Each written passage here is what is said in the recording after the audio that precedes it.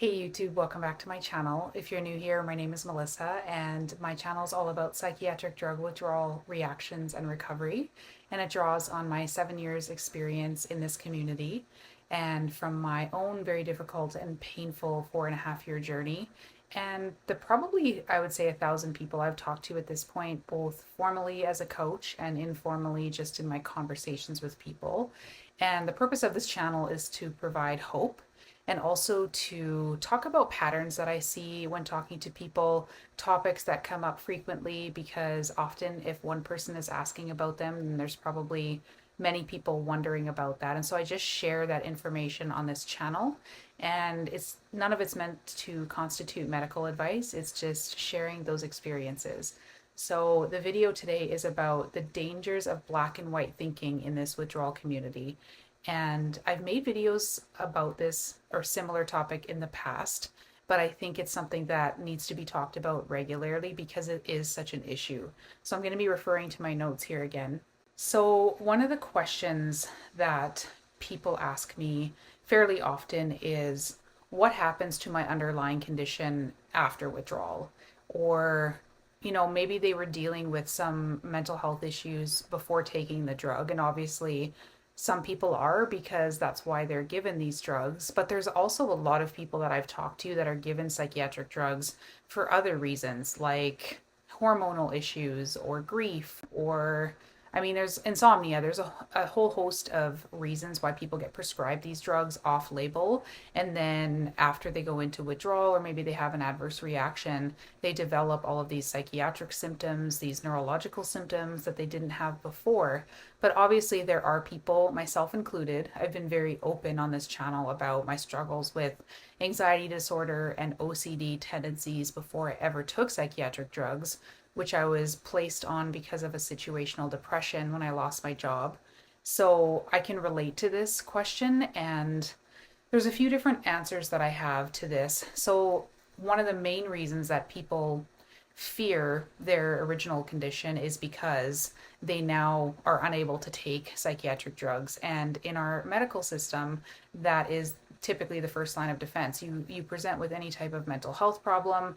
Very rarely, it seems, are you given sort of alternatives to psychiatric drugs. You're just placed on them without much warning or informed consent, and then you end up on this path. And a lot of people then develop issues with withdrawal and potentially reactions right off the bat. And so when people fear these underlying conditions returning and being unable to take psychiatric drugs, there's a few things that I talk about. Um, the first thing is in hindsight. So looking back, if you knew then what you know now, what do you wish you would have done for that underlying condition? And a lot of times people will say, well, I wish I would have explored natural treatments, or I wish I would have looked into all of the different therapies available. And so obviously, if especially the polydrugged people tend to develop a lot of heightened sensitivities to further medication, to supplements, vitamins, all those things. So a supplement might be out of the question for someone who is looking to explore those alternatives. But there's all kinds of different alternative therapies that don't involve any type of medication that people could potentially explore. And so I will say to them, well, you kind of answered your own question, because now, you have the information you have. What you wish you would have done differently, you can then do or try when or if the original condition returns. And so that makes them feel a little bit more confident. But then I'll also have people say, I tried CBT or ERP or whatever in the withdrawal process, and it didn't make any difference in my symptoms. And this was my experience as well. So I had, if you're familiar with my story, underlying pretty intense anxiety and panic, OCD type symptoms long before I ever took psychiatric drugs, most of my life. And then I used self directed CBT therapy to overcome that. And then when withdrawal hit and I didn't understand or have any idea what was going on, and my symptoms were primarily mental, but they were also physical, I was like, oh, I know how to overcome this. I'll just use my CBT skills. And it didn't make any difference at all in my symptoms, and I couldn't understand it. So I want to say that there are definitely symptoms associated with these drugs that you do need to give time to settle down and recover, or mostly recover. And you need that space in between the symptoms and yourself to then have these other therapies be effective. So for me now, where I'm at, I'm actually 4 years off all drugs today. Yay. Um, I I actually am getting counseling for life stuff, and I don't really experience even my pre-existing anxiety because I feel like now I can use that self-directed therapy that I used many years ago, and it is effective now. But just for work life balance and other things I have going on, I am getting help for that. But it works when you're not suffering from the direct effects of the drug anymore. People will also say to me too, or ask me, are the sensitivities permanent? And I think this is a fair question because in this community, I have found that there is so much extreme thinking, there is so much black and white.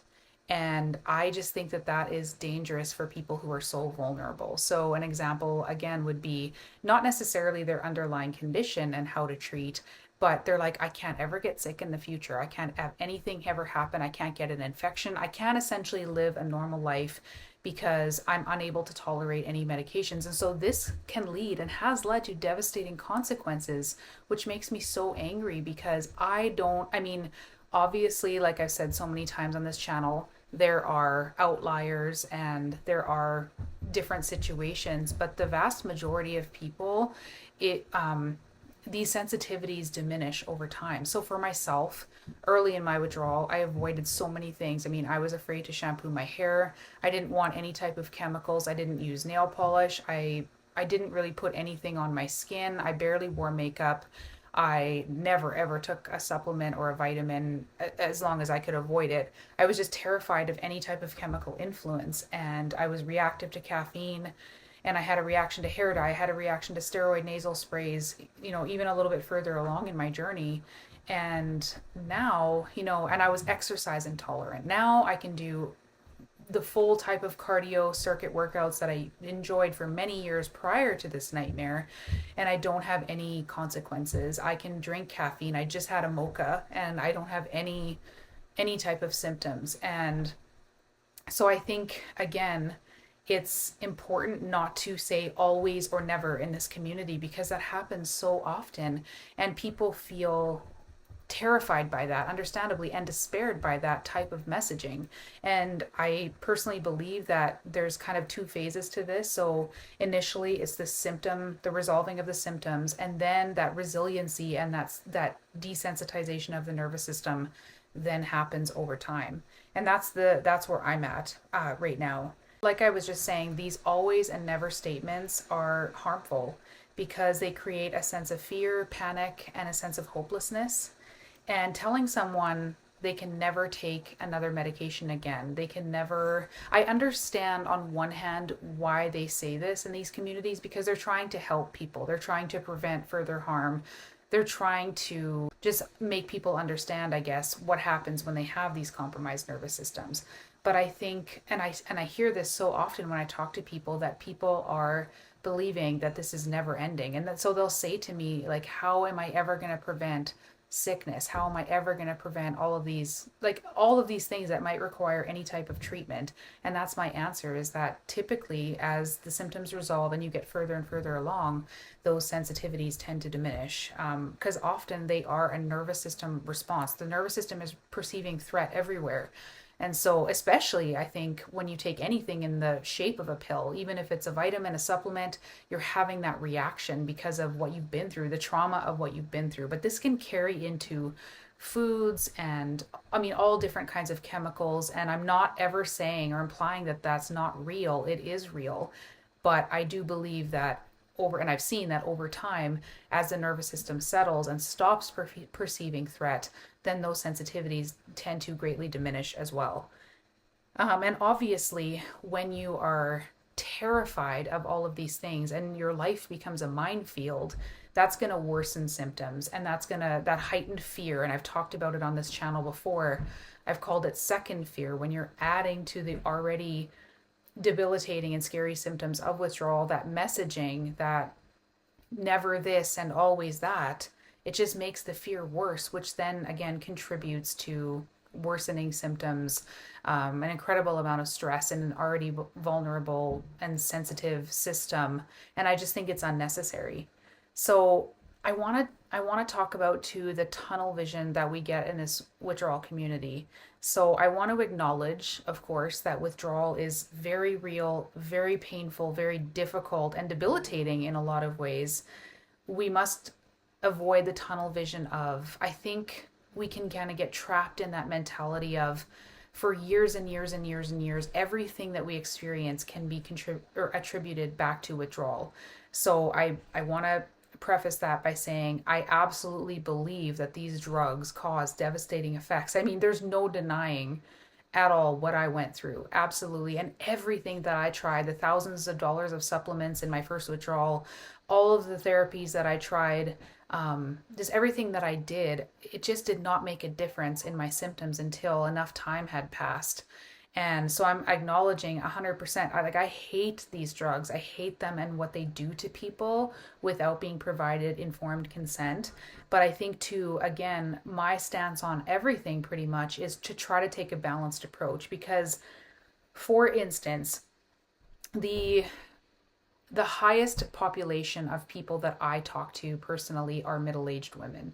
And I have to, so myself included, I am going to be 43 in 2 weeks, and I have seen and I guess learned this over the years that I've been in this community, how much hormones affect women. So even women who have not experienced any type of withdrawal, if you, and I don't advocate doing this, but if you spend any time in the menopause or perimenopause groups, it is pretty much exactly the same as what people are going through in withdrawal. And so I'm not saying that there's this perfectly defined end to withdrawal and beginning of hormonal problems, but everything is interrelated. And so I think that there's no there's a reason why the largest population of people that I talk to in this community are middle-aged women, because I do believe that delicate interplay of neurotransmitters and hormones makes a significant difference. So these, and a lot of women too in this community will experience heightened symptoms before their period, and then perimenopause is like an exacerbation of PMS. And even women that I've seen that are really early on in withdrawal and who maybe take new HRT or the wrong type of HRT, how that can exacerbate symptoms. I think that there's definitely an intricate interplay going on there, and that should be acknowledged. And I do believe also that the menopause care in at least where I live, is abysmal. And that's a shame because it can be a hugely difficult transition for women, and it needs to be taken care of in a delicate way. And people need to learn about it more than they are, and doctors need to be more informed than they are. Because I encourage people to try not to get trapped in that mentality that everything is due to withdrawal. And I think sometimes that happens in this community, and we have to acknowledge that these type of life transition for women can be very, very, very difficult and life altering, even in women who've never experienced withdrawal. But I think especially if you have a history of withdrawal, there is a bit of a fine line and an overlap there. And again, there's no perfect treatment for these life transitions either, but there's at least potentially options that could alleviate some symptoms that might be caused more by hormones than by the withdrawal. But I get that these are intermixed, so it's a delicate topic, but I think also it needs to be acknowledged. And yeah, so I had a conversation recently, or multiple conversations recently, about this. So this is the interesting part about talking to people one-on-one, because you get a much different and more detailed picture than by reading something on a forum. And so what happens to sort of what the conversation unravels or uncovers is that the person, along with the scary symptoms that they're experiencing, have this debilitating trapped feeling. So I use the analogy of being in a 2-foot by 2-foot room with no door, and it's dark, and all you do is kind of spin around in circles, and there's no escape. And so when I talk to these people, a lot of times what comes up is, well, first of all, how do I deal with the underlying condition that I had prior to these drugs? How do I get through the taper and the recovery? But then also, like, there's nothing I can take or do along the way. And that makes people feel so much despair and so much fear. And I've had people that I have coached that have said, I need something. I need something. I haven't slept in like a week. I'm having just this, I cannot function. I have children to take care of. And I'm not advocating that there's one perfect solution here or that you should take A, B, or C or do A, B, or C. I'm just saying that again, I think the most important thing when it comes to that is the risk benefit, because I've seen this before where people, it's like a life or death situation. And if I'm going to come and say, well, there's nothing you can do but just wait it out. In an ideal perfect world, yes. But I've also seen it where people have done other things to get some level of stability so they can at least cope. For some people, that is reinstating, which I do not advocate for, but I have seen situations. Again, my purpose of saying this is that it's not black and white. I've seen it be successful for people, the people that I have been very close to. And also, the way that I approach this is like a tiered approach. So it's like a pyramid. So if someone cannot take their symptoms for one more second, let's look at the least risk. So it depends on the symptom, but let's take insomnia, for example. A person hasn't slept. Let's go to and they've tried to just do nothing and they can't function. They're like hallucinating, whatever might be happening. What's the lowest risk thing that you can try? And even having the option of something to try will lower someone's fear and allow their body to relax just a little bit, that they feel some respite. And that's really, really important. So you look at the lowest tier. So I don't know, this could be anything like Epsom salts. And I realize that people are sensitive and they can't take magnesium, but I've seen where you can control the dose a little bit more with something like an Epsom salt.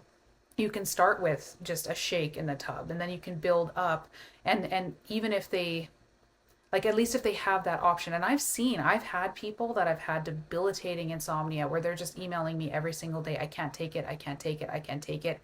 And I haven't slept in, days and days and days. And then they'll do something simple like that, and it will help them enough where suddenly they'll get a restful night's sleep, and then the next day they have insomnia again, but at least they feel like they have something at the end of the day.